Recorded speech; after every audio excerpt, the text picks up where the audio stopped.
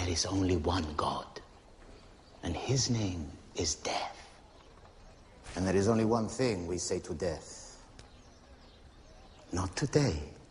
Chella of the Black Ears is the one who locates Lord Tywin's army, which she deduces to be 20,000 men.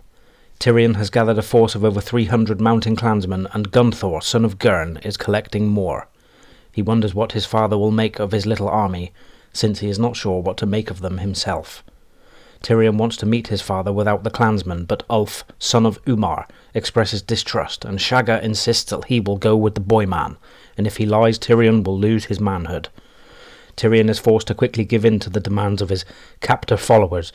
He is still not sure which they are, and selects representatives from each clan to accompany him. As a parting jibe, he asks the remaining clansmen to try not to kill each other while he is gone. Tyrion dislikes having to work with the clans because they think everyone's voice should be heard in council, which causes them to argue endlessly. When they come to the first strong point, which Tyrion approaches alone, the captain recognizes him and gives them an escort. They travel past burned lands and buildings. There are many carrion birds, although there are no bodies. When they arrive at the guarded camp containing hundreds of campfires, they are met by a party led by Sir Flemont Brax, who is surprised to see Tyrion.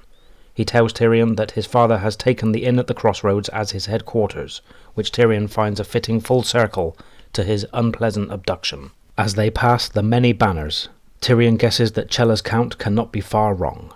He also notes that his clansmen are awed, which pleases him. The more impressed they are by the power of House Lannister, the easier they will be to control. When they arrive at the inn, Tyrion is pleased to see the body of the innkeeper Masha Heddle rotting in a gibbet.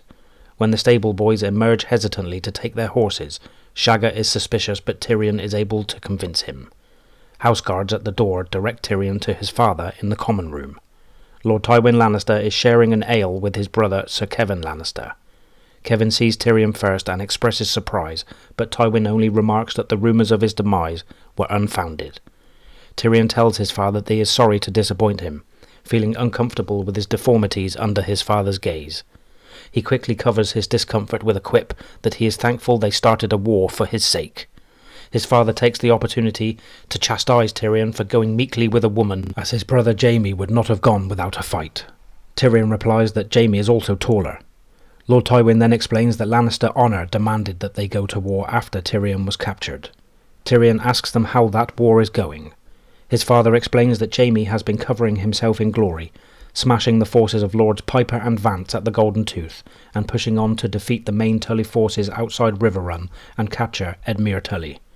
Lord Blackwood has fallen back to hold Riverrun against Jaime, but the other River Lords have dispersed to their own lands.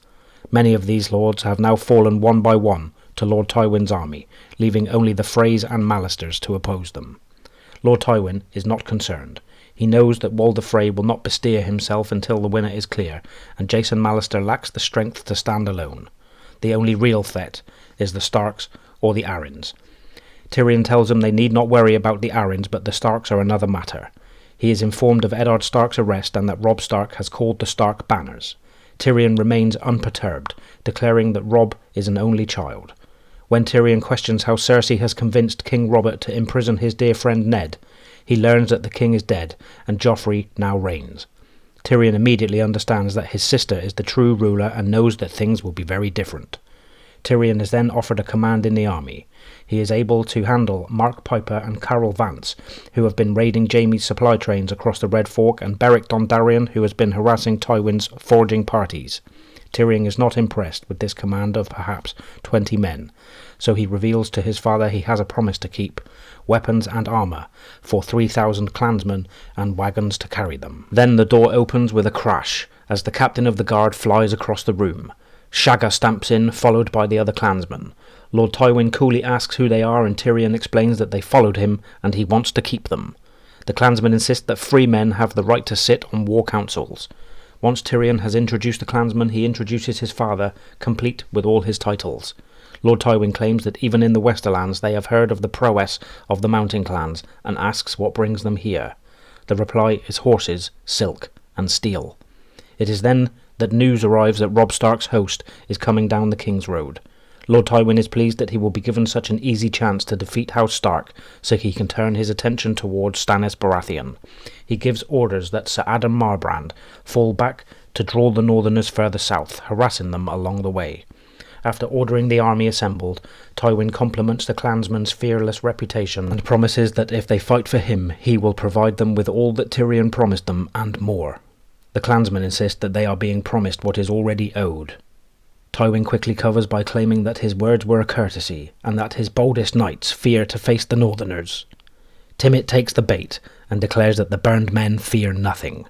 With the burned men agreeing, all the other clans agree, but only if Tyrion accompanies them into battle, until the promises he made them are honoured. I demand a trial by combat.